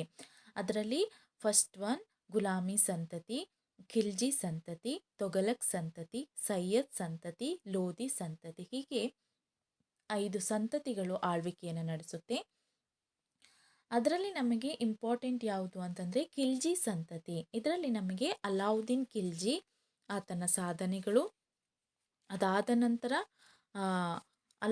ಅಲಾವುದ್ದೀನ್ ಖಿಲ್ಜಿಯ ಸಾಧನೆಗಳು, ಇದು ಖಿಲ್ಜಿ ವಂಶದಲ್ಲಿ. ಆದರೆ ನಂತರ ತೊಗಲಕ್ ಸಂತತಿಯಲ್ಲಿ ಮಹಮ್ಮದ್ ಬಿನ್ ತೊಗಲಕ್ನ ಬಗ್ಗೆ ಕೇಳ್ತಾರೆ. ಮಹಮ್ಮದ್ ಬಿನ್ ತೊಗಲಕನ ಸೈನಿಕ ಆಕ್ರಮಣಗಳು, ಜೊತೆಗೆ ಆಡಳಿತದ ಪ್ರಯೋಗಗಳು, ಇವನು ತನ್ನ ಆಡಳಿತದಲ್ಲಿ ಯಾವ ರೀತಿಯಾದಂಥ ಪ್ರಯೋಗಗಳನ್ನು ನಡೆಸ್ತಾನೆ, ಜೊತೆಗೆ ದೆಹಲಿ ಸುಲ್ತಾನರ ಕೊಡುಗೆಗಳು, ದೆಹಲಿ ಸುಲ್ತಾನರು ಯಾವ ರೀತಿಯಾಗಿ ಭಾರತದ ಕಲೆ ಮತ್ತು ವಾಸ್ತುಶಿಲ್ಪಕ್ಕೆ ಕೊಡುಗೆಗಳನ್ನು ನೀಡಿದ್ದಾರೆ ಅನ್ನೋದನ್ನು ನಾವು ಡೀಟೇಲ್ ಆಗಿ ನೋಡಬೇಕಾಗುತ್ತೆ. ಹೀಗೆ ಈ ಒಂದು ಸುಲ್ತಾನೇಟ್ ಸಂತತಿಯಲ್ಲಿ ಅಥವಾ ಡೆಲ್ಲಿ ಸುಲ್ತಾನೇಟ್ ಅನ್ನುವಂತಹ ಒಂದು ಟಾಪಿಕಲ್ಲಿ ನಮಗೆ ಕೇಳುವಂತಹ ಕ್ವೆಶನ್ಸ್ಗಳು ಎಕ್ಸಾಂಪಲ್ ಯಾವುದು ಅಂತಂದರೆ arrange the following in chronological order. ಅಂದರೆ ನಾವು ಕ್ರೋನಾಲಜಿಕಲ್ ಆರ್ಡರಲ್ಲಿ ನಾವು ಏನು ಮಾಡಬೇಕಾಗುತ್ತೆ, ಅರೇಂಜ್ ಮಾಡಬೇಕಾಗುತ್ತೆ. ಯಾವ ರೀತಿ ಕ್ವೆಶನ್ಸನ್ನು ಕೊಡ್ತಾರೆ ಅಂತಂದರೆ, first Tughlaq, second one Lodis, third one Sayyids, fourth one Ilbari Turks, fifth one Khiljis. ಹೀಗೆ ಅದನ್ನು ಕೊಟ್ಟಿರ್ತಾರೆ. ನಾವು ಅದನ್ನು ಏನು ಮಾಡಬೇಕು, ಅರೇಂಜ್ ಮಾಡಬೇಕು ಅಂತಂದರೆ ಕ್ರೋನಾಲಜಿಕಲ್ ಆರ್ಡನ್ನು ಕರೆಕ್ಟಾಗಿ ಮಾಡಬೇಕಾಗುತ್ತೆ. ಅದರಲ್ಲಿ ಆಪ್ಷನ್ಸ್ ನಮಗೆ ಆಪ್ಷನ್ ಎ, ಆಪ್ಷನ್ ಬಿ ಈ ರೀತಿಯಾಗಿ ಕೊಡ್ತಾರೆ. ನಾವು ಅದರಲ್ಲಿ ಕರೆಕ್ಟ್ ಆನ್ಸರ್ ಯಾವುದು ಅನ್ನೋದನ್ನು ನೋಡಿ ನಾವು ಅದನ್ನು ಟಿಕ್ ಮಾಡಬೇಕಾಗುತ್ತೆ. ಇದರಲ್ಲಿ ಕರೆಕ್ಟ್ ಆದಂಥ answer first one fourth Ilbari Turks, fifth one Khiljis, first one Tughlaqs, third one Sayyids, second one Lodis. ಇದು ಆಪ್ಷನ್ ಆಗಿ ಕೊಟ್ಟಿರ್ತಾರೆ, ಬೇರೆ ಬೇರೆ ರೀತಿಯಾಗಿ ಕೊಟ್ಟಿರ್ತಾರೆ. ಅದರಲ್ಲಿ ನಾವು ಕರೆಕ್ಟ್ ಆಗಿರೋದು ಯಾವುದು ಅನ್ನೋದನ್ನು ನಾವು ಆನ್ಸರಲ್ಲಿ ಬರೀಬೇಕಾಗುತ್ತೆ ಅಥವಾ ಟಿಕ್ಕನ್ನು ಮಾಡಬೇಕಾಗುತ್ತೆ. Next, who founded the slave dynasty ಅಂದರೆ ಡೆಲ್ಲಿ ಸುಲ್ತಾನೇಟ್ ಅಥವಾ ದೆಹಲಿ ಸುಲ್ತಾನರಲ್ಲಿ 5 ಸಂತತಿಗಳು ಆಳ್ವಿಕೆಯನ್ನು ನಡೆಸುತ್ತೆ. ಅದರಲ್ಲಿ ಸ್ಲೇವ್ ಸಂತತಿ ಅಥವಾ ಸ್ಲೇವ್ ಡೈನೆಸ್ಟ್, ಗುಲಾಮಿ ಸಂತತಿ ಅಂತ ಇರುತ್ತೆ. ಅದನ್ನು ಯಾರು ಕಂಡುಹಿಡಿದ್ರು ಅನ್ನೋದನ್ನು ಬರೀಬೇಕಾಗುತ್ತೆ. Ghiyasuddin Balban, option A. Option B Qutubuddin Aibak, option C Nasir Uddin Mohammed, option D Mohammed Uddin Altamash Shams Uddin Altamas. ಇದರ ಒಂದು answer option B Qutubuddin Aibak. Slave ಡೈನೆಸ್ಟಿಯ ಫೌಂಡರ್ ಯಾರು ಅಂತಂದರೆ ಕುತುಬುದ್ದೀನ್ ಐಬಕ್. ನೆಕ್ಸ್ಟ್ ನಾವು ಇದು ದೆಹಲಿ ಸುಲ್ತಾನರ ಒಂದು ಡೈನೆಸ್ಟಿ ಬಗ್ಗೆ ಅಥವಾ ಆ ಒಂದು ಸಂತತಿಯ ಬಗ್ಗೆ ತಿಳ್ಕೊಳ್ಬೇಕು. ಅದಾದ ನಂತರ ನಮಗೆ ಬರುವಂಥದ್ದು ಮೊಘಲರು ಅಥವಾ ದ ಮೊಘಲ್ ಎಂಪೈರ್. ಅಂದರೆ ಮಧ್ಯಕಾಲದ ಉತ್ತರಾರ್ಧದಲ್ಲಿ ಏನಾಗುತ್ತೆ ಅಂತಂದರೆ ಭಾರತದ ಮೇಲೆ ಮಧ್ಯ ಏಷ್ಯಾದ ಮತ್ತೊಂದು ದಾಳಿಯಾಗುತ್ತೆ. ಸಾಲಿಯಾನ ಶಕ 1526ರಲ್ಲಿ ನಡೆದಂತಹ ಮೊದಲನೇ ಪಾಣಿಪತ್ ಕದನದಲ್ಲಿ ಬಾಬರನು ಇಬ್ರಾಹಿಂ ಲೋಧಿಯನ್ನು ಸೋಲಿಸಿ ಕೊಂದು ಭಾರತದಲ್ಲಿ ಮೊಘಲ್ ಆಳ್ವಿಕೆಯನ್ನು ಸ್ಥಾಪಿಸ್ತಾನೆ. ಬಾಬರ್ ಪ್ರಸಿದ್ಧ ಕವಿ ಮತ್ತು ಗದ್ಯ ಬರಹಗಾರನು ಕೂಡ ಆಗಿರ್ತಾನೆ. ನಂತರ ಈ ಒಂದು ಚಾಪ್ಟರಲ್ಲಿ ನಮಗೆ ಅಕ್ಬರ್ ಅಂತಂದರೆ ಬಾಬರ್ನ ನಂತರ ಹುಮಾಯೂನ್ ಅಧಿಕಾರಕ್ಕೆ ಬರ್ತಾನೆ. ಹುಮಾಯೂನ್ ಅವನ ಮಗ ಉತ್ತರಾಧಿಕಾರಿ ಆಗ್ತಾನೆ. ಹಾಗೆ 15 ವರ್ಷಗಳ ನಂತರ ಏನು ಮಾಡ್ತಾನೆ ಅಂತಂದರೆ ಮರಣವನ್ನು ಹೊಂದ್ತಾನೆ. ಹಠಾತ್ ಮರಣವನ್ನು ಹೊಂದ್ತಾರೆ ಹುಮಾಯೂನ್. ಇವನ ನಂತರ ಇವನ ಮಗ ಉತ್ತರಾಧಿಕಾರಿ ಆಗ್ತಾನೆ. ಆದ್ದರಿಂದ ನಾವು ತುಂಬ ಇಂಪಾರ್ಟೆಂಟ್ ಟಾಪಿಕ್ ಯಾವುದು ಅಂತಂದರೆ ಅಕ್ಬರ್ ಅಥವಾ ಪ್ರಸಿದ್ಧ ರಾಜ ಯಾರು ಈ ಒಂದು ಮೊಘಲರ ಕಾಲದಲ್ಲಿ ಅಂತಂದರೆ ಅಕ್ಬರ್ ಅಂತ ಹೇಳ್ಬೋದಾಗಿದೆ. ಆತನ ಒಂದು ಸಾಧನೆಗಳ ಬಗ್ಗೆ, ಸೈನಿಕ ಸಾಧನೆಗಳ ಬಗ್ಗೆ ನಾವು ತಿಳ್ಕೊಳ್ಬೇಕಾಗುತ್ತೆ. ಯಾವುದೇ ಕಾಂಪಿಟೇಟಿವ್ ಎಕ್ಸಾಮ್ಸ್ಗಳಲ್ಲಿ ಅಕ್ಬರ್ ಮಹಾಶಯನ ಒಂದು ಕ್ವೆಶನನ್ನು ನಮಗೆ ಕೇಳ್ತಾರೆ. ಅದಾದ ನಂತರ ಮೊಘಲರ ಒಂದು ಕಲೆ ಮತ್ತು ವಾಸ್ತುಶಿಲ್ಪಕ್ಕೆ ಯಾವ ರೀತಿ ಕೊಡುಗೆಗಳನ್ನು ನೀಡಿದ್ದಾರೆ ಅನ್ನೋದನ್ನು ನಾವು ನೋಡ್ಕೊಳ್ಬೇಕಾಗುತ್ತೆ. ಇದರಲ್ಲಿ ಕೇಳುವಂತಹ ಇಂಪಾರ್ಟೆಂಟ್ ಕ್ವೆಶನ್ಸ್ ಅಥವಾ ಕೆಲವು ಎಕ್ಸಾಂಪಲ್ ಕ್ವೆಶನ್ ಯಾವುದು ಅಂತಂದರೆ, ಎಕ್ಸಾಂಪಲ್ಗೆ which Mughal emperor had put a ban on killing of animals in certain days? First one Shahjahan, second one Akbar, third one Darasiko, fourth one Jahangir. ಇದರಲ್ಲಿ ಕರೆಕ್ಟ್ ಆನ್ಸರ್ ಯಾವುದು ಅಂತಂದರೆ ಆಪ್ಷನ್ ಬಿ ಅಕ್ಬರ್. ಅಕ್ಬರನು put a ban on killing of animals in certain days ಅಂದರೆ ಆ ಒಂದು ಇದರಲ್ಲಿ ಅನಿಮಲ್ಸನ್ನು ಕೊಲ್ಲಬಾರ್ದು ಅಥವಾ ban ಮಾಡಿ ಇರ್ತಾನೆ ಅಕ್ಬರ್ ಅಂತ ಹೇಳ್ಬೋದಾಗಿದೆ.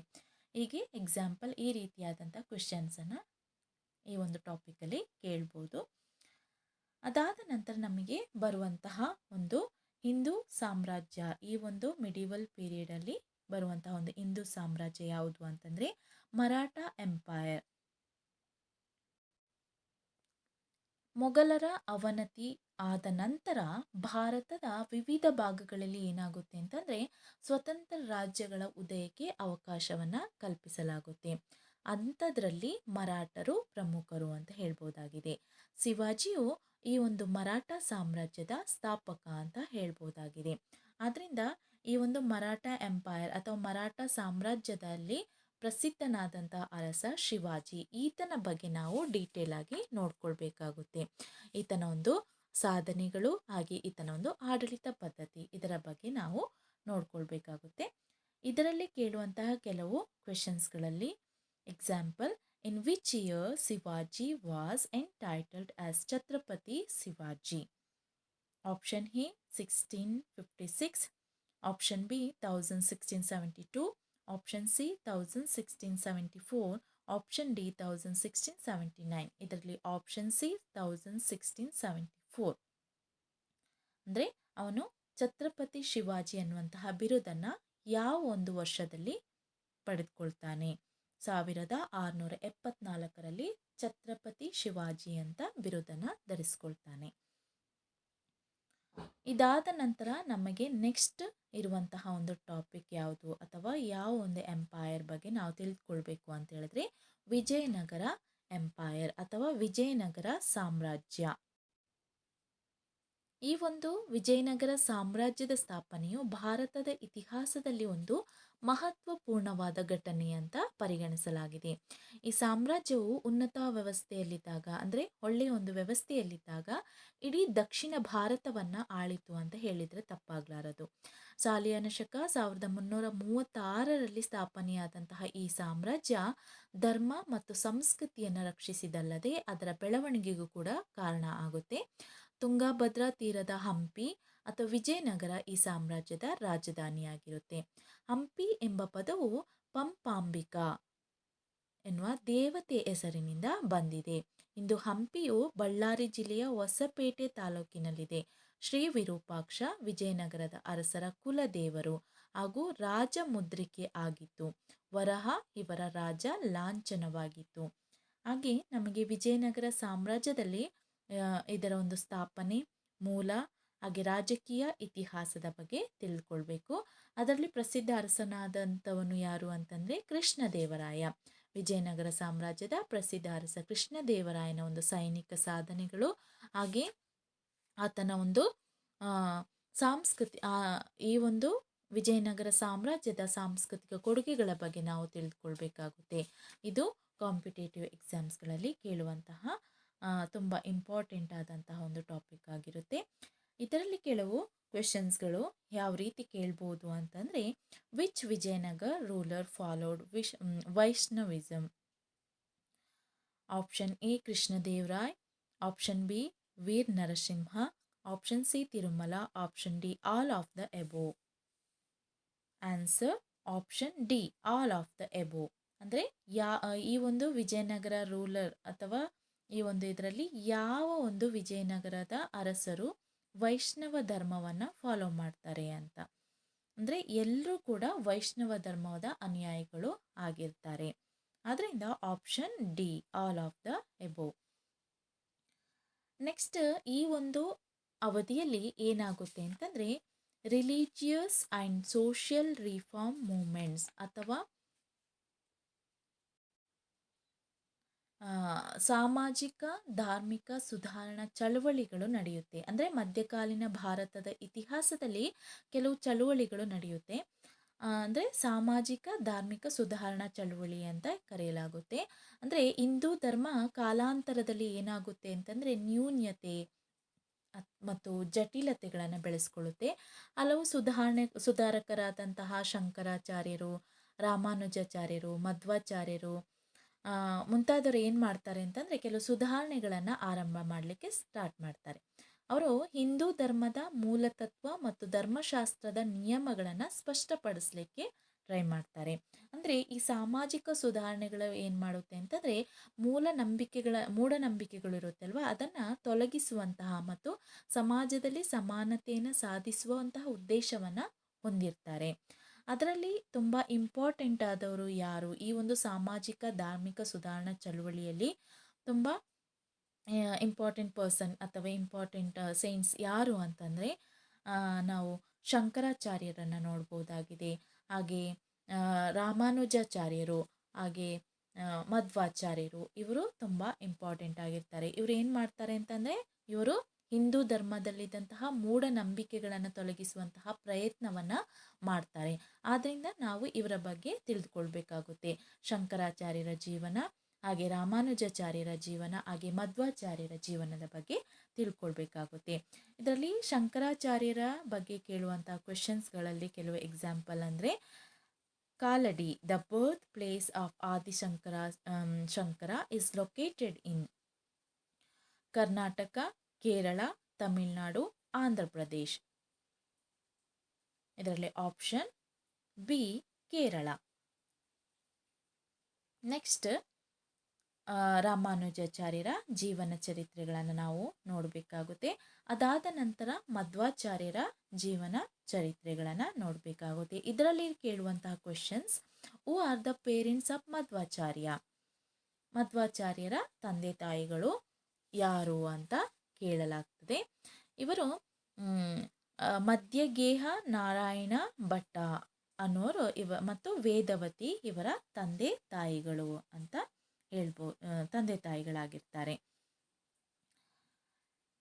ಇವಿಷ್ಟು ಏನಾಗುತ್ತೆ ಅಂತಂದರೆ, ಈ ಒಂದು ಮಿಡಿವಲ್ ಇಂಡಿಯಾ ಅಥವಾ ಮಧ್ಯಕಾಲೀನ ಭಾರತದ ಇತಿಹಾಸದಲ್ಲಿ ಕಂಡುಬರುವಂತಹ ರಾಜವಂಶಗಳು, ಹಾಗೆ ಒಂದು ಸಾಮಾಜಿಕ ಧಾರ್ಮಿಕ ಚಳವಳಿಗಳು, ಇವಿಷ್ಟು ಏನಾಗುತ್ತೆ ಅಂತಂದರೆ ಈ ಒಂದು ಮಧ್ಯಕಾಲೀನ ಭಾರತದ ಇತಿಹಾಸದಲ್ಲಿ ಕಂಡುಬರುವಂತಹ ಒಂದು ರಾಜವಂಶಗಳಾಗಿರುತ್ತೆ.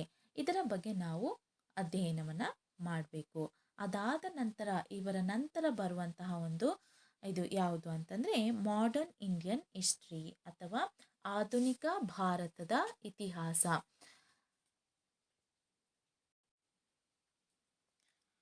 ಅಂದರೆ ಅತಿ ಪ್ರಾಚೀನ ಕಾಲದಿಂದಲೂ ಏನಾಗುತ್ತೆ ಅಂತಂದರೆ, ಭಾರತ ಪಾಶ್ಚಿಮಾತ್ಯ ದೇಶಗಳೊಂದಿಗೆ ವ್ಯಾಪಾರ ಸಂಬಂಧಗಳನ್ನು ಹೊಂದಿತ್ತು. ಭಾರತದ ವಸ್ತುಗಳಾದಂತಹ ಹತ್ತಿ, ಮುತ್ತು, ಶ್ರೀಗಂಧ, ಸಾಂಬಾರ ಪದಾರ್ಥಗಳು ಮುಂತಾದವುಗಳು ಏನಾಗುತ್ತೆ ಅಂತಂದರೆ ಯುರೋಪಿನ ಮಾರುಕಟ್ಟೆಗಳಲ್ಲಿ ಹೆಚ್ಚಿನ ಬೇಡಿಕೆಗಳು ಇರುತ್ತೆ. ಹಾಗೆ 1453ರಲ್ಲಿ ತುರ್ಕರು ಕಾನ್ಸ್ಟಂಟಿನೋಪಲನ್ನು ವಶಪಡಿಸಿಕೊಂಡಿದ್ದರಂಥ ಪರಿಣಾಮವಾಗಿ ಯುರೋಪಿಯನ್ನರು ಭಾರತಕ್ಕೆ ಒಂದು ಹೊಸ ಜಲಮಾರ್ಗಗಳನ್ನು ಕಂಡುಹಿಡಿಯುವುದು ಅನಿವಾರ್ಯ ಆಗುತ್ತೆ. ಹಾಗೆ ಏನಾಗುತ್ತೆ ಅಂತಂದರೆ ಪೋರ್ಚುಗೀಸರು, ಇಂಗ್ಲಿಷರು, ಡಚ್ಚರು ಮತ್ತು ಫ್ರೆಂಚರು ವ್ಯಾಪಾರಕ್ಕಾಗಿ ಭಾರತಕ್ಕೆ ಬರ್ತಾರೆ. ಅಂದರೆ ಇವರು ಏನು ಮಾಡ್ತಾರೆ ಅಂತಂದರೆ, ವ್ಯಾಪಾರಕ್ಕಾಗಿ ಭಾರತಕ್ಕೆ ಆಗಮಿಸಿದವರಲ್ಲಿ ಪೋರ್ಚುಗೀಸರು ಮೊದಲಿಗರಾಗಿರ್ತಾರೆ. ಅದಾದ ನಂತರ ಡಚ್ಚರು, ಅದಾದ ನಂತರ ಫ್ರೆಂಚರು, ಇಂಗ್ಲಿಷರು. ಪೋರ್ಚುಗೀಸರು ಏನು ಮಾಡ್ತಾರೆ ಅಂತಂದರೆ, ವಿಜಯನಗರದ ಸಾಮ್ರಾಜ್ಯದ ಅವನತಿ ಇವರ ಪ್ರಮುಖವಾದ ಏಳಿಗೆಗೆ ಕಾರಣ ಆಗುತ್ತೆ. ಅದಾದ ನಂತರ ಡಚ್ಚರು ಬರ್ತಾರೆ. ಇವರು ಬಹಳ ಕಾಲ ಭಾರತದಲ್ಲಿ ಉಳಿಯೋದಿಲ್ಲ. ಅದಾದ ನಂತರ ಫ್ರೆಂಚರು, ಇಂಗ್ಲಿಷರು ಬರ್ತಾರೆ. ಇಂಗ್ಲಿಷರು ಮತ್ತು ಫ್ರೆಂಚರ ನಡುವೆ ವೈರತ್ವ ಉಂಟಾಗುತ್ತೆ. ಅದಾದ ನಂತರ ಇಂಗ್ಲಿಷರು ಏನು ಮಾಡ್ತಾರೆ, ಭಾರತದಲ್ಲಿ ತಮ್ಮ ಬ್ರಿಟಿಷರ ಒಂದು ಆಧಿಪತ್ಯವನ್ನು ಸ್ಥಾಪನೆಯನ್ನು ಮಾಡಿಬಿಡ್ತಾರೆ. ಆದ್ದರಿಂದ ಬ್ರಿಟಿಷರು ಏನು ಮಾಡ್ತಾರೆ ಅಂತಂದರೆ, ಭಾರತದಲ್ಲಿ ಇದ್ದು ಭಾರತದಲ್ಲಿ ಕೆಲವು ರಾಜರನ್ನು ತಮ್ಮ ಒಂದು ಕೈ ಕೆಳಗೆ ಮಾಡಿಕೊಂಡು ಅವ್ರು ಏನು ಮಾಡ್ತಾರೆ ಅಂತಂದರೆ ಆಡಳಿತವನ್ನು ನಡೆಸಲಿಕ್ಕೆ ಸ್ಟಾರ್ಟ್ ಮಾಡ್ತಾರೆ. ಅದರಲ್ಲಿ ಇವರು ಆಂಗ್ಲೋ ಫ್ರೆಂಚ್ ವೈರತ್ವ ಅಂದರೆ ಫ್ರೆಂಚರು ಮತ್ತು ಆಂಗ್ಲರ ನಡುವೆ ವೈರತ್ವ ಉಂಟಾಗಿ ಏನಾಗುತ್ತೆ ಅಂತಂದರೆ, ಇವರು ಮೊದಲನೇ ಕರ್ನಾಟಿಕ್ ಯುದ್ಧ, ಎರಡನೇ ಕರ್ನಾಟಿಕ್ ಯುದ್ಧ, ಹಾಗೆ ಮೂರನೇ ಕರ್ನಾಟಿಕ್ ಯುದ್ಧ, ಹೀಗೆ ಹಲವಾರು ಕರ್ನಾಟಿಕ್ ಯುದ್ಧಗಳನ್ನು ನಡೆಸ್ತಾರೆ. ಅದಾದ ನಂತರ ಪ್ಲಾಸಿ ಕದನವನ್ನು ತುಂಬ ಇಂಪಾರ್ಟೆಂಟ್ ಆಗಿರುತ್ತೆ, ಪ್ಲಾಸಿ ಕದನ. ಅದಾದ ನಂತರ ಆಂಗ್ಲೋ ಮೈಸೂರು ಯುದ್ಧಗಳು, ಬಕ್ಸಾರ್ ಕದನ, ಹೀಗೆ ಹಲವಾರು ಯುದ್ಧಗಳನ್ನು ಈ ಒಂದು ಆಂಗ್ಲರು ನಡೆಸ್ತಾರೆ ಭಾರತದಲ್ಲಿದ್ದುಕೊಂಡು, ಭಾರತದ ಒಂದು ಪ್ರದೇಶಗಳಲ್ಲಿ.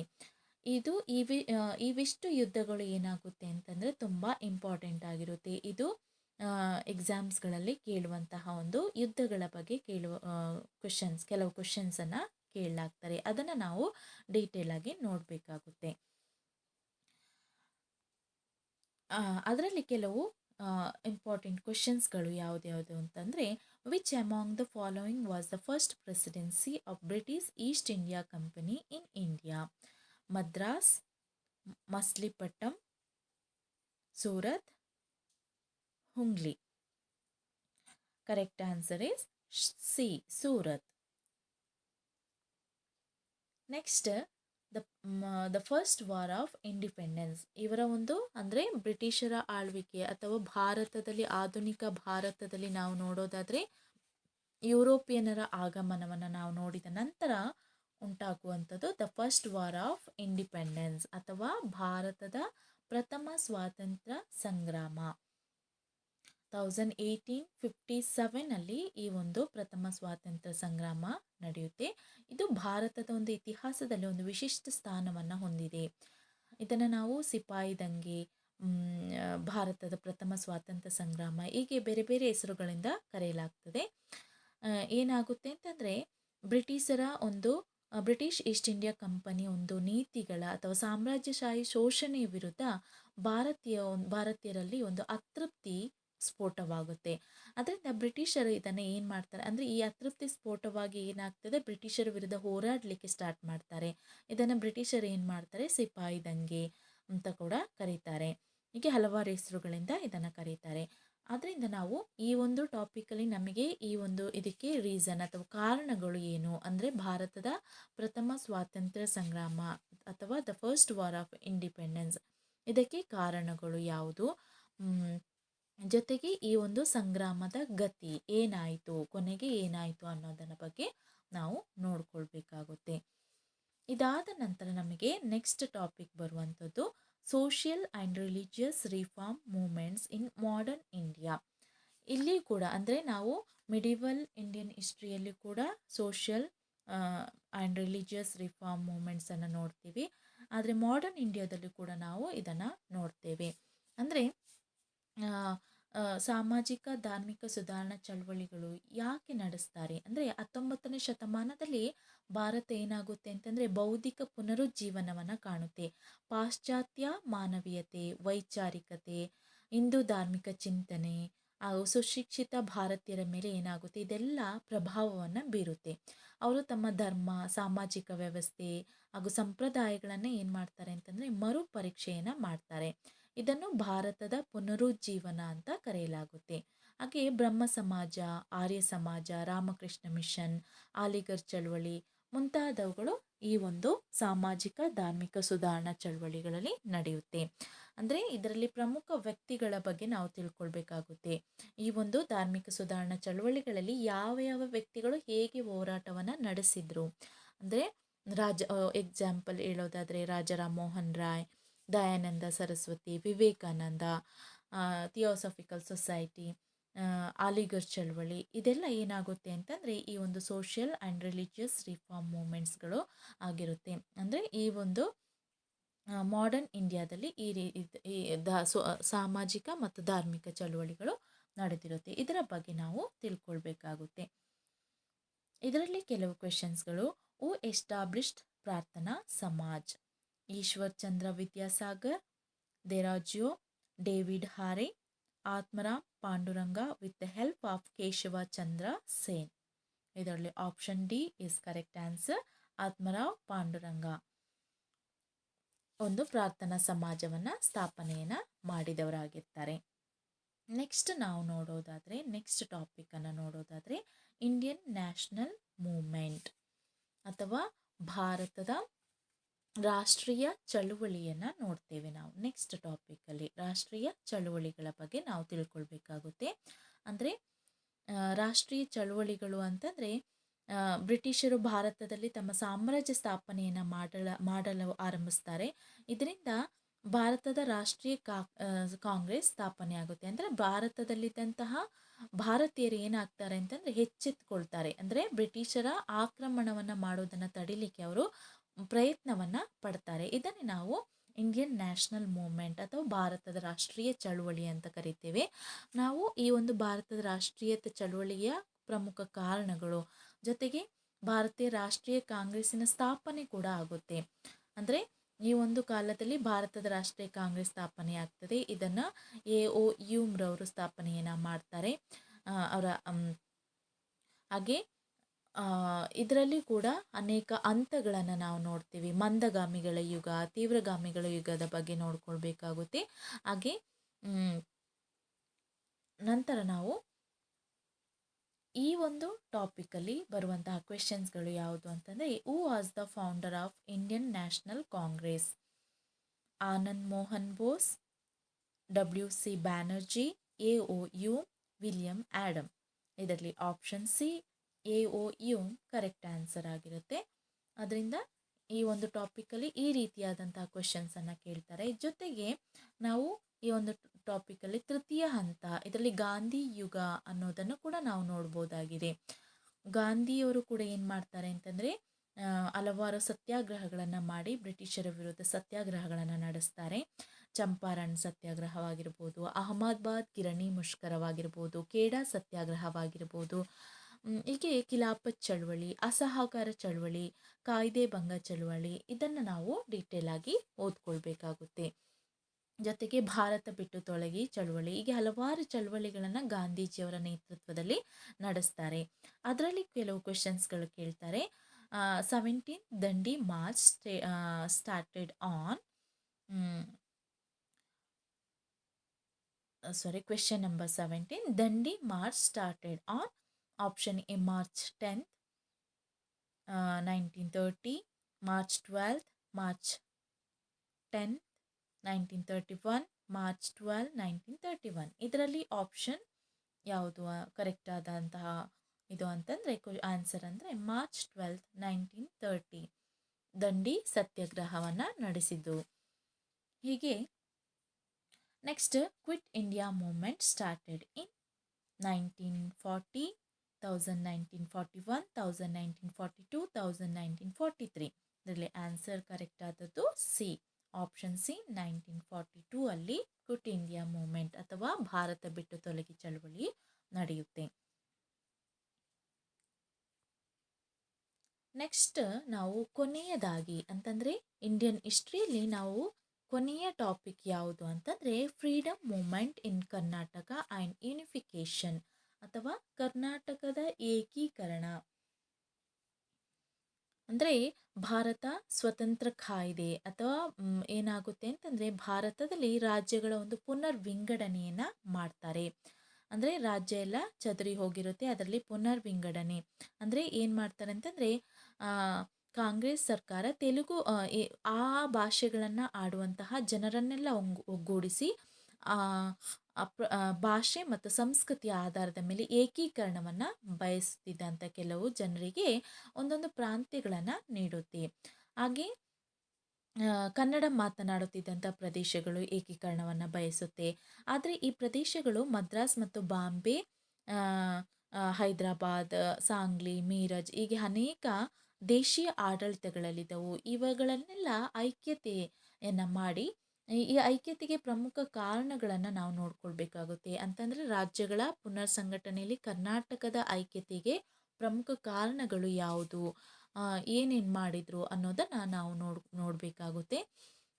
ಅದಾದ ನಂತರ ಏನಾಗುತ್ತೆ ಅಂತಂದರೆ ಹಳೆಯ ಮೈಸೂರು ರಾಜ್ಯ, ಅಂದರೆ ಕರ್ನಾಟಕವನ್ನು ಹಿಂದೆ ಮೈಸೂರು ಅಂತ ಕರೆಯಲಾಗ್ತಾಯಿತ್ತು. ಈ ಒಂದು ಹಳೆಯ ಮೈಸೂರು ರಾಜ್ಯ ಹೈದರಾಬಾದ್ ಪ್ರಾಂತ್ಯದಿಂದ ರಾಯಚೂರು, ಬೀದರ್, ಗುಲ್ಬರ್ಗ ಮುಂತಾದ ಪ್ರದೇಶಗಳನ್ನು ಒಗ್ಗೂಡಿಸಿಬಿಟ್ಟು ಏನು ಮಾಡ್ತಾರೆ ಅಂತಂದರೆ, ಫಸ್ಟ್ ನವಂಬರ್ 1956ರಲ್ಲಿ ಏನು ಮಾಡ್ತಾರೆ ಅಂತಂದರೆ ಏಕೀಕೃತ ನವ ಮೈಸೂರು ರಾಜ್ಯವನ್ನು ರಚಿಸಲ್ಪಡ್ತದೆ. ಇದರಲ್ಲಿ 19 ಜಿಲ್ಲೆಗಳು. ಹಾಗೆ ನೆಕ್ಸ್ಟ್ ಏನು ಮಾಡ್ತಾರೆ, ನಿಜಲಿಂಗಪ್ಪನವರು ಏಕೀಕೃತ ಮೈಸೂರು ರಾಜ್ಯದ ಪ್ರಥಮ ಮುಖ್ಯಮಂತ್ರಿ ಆಗ್ತಾರೆ.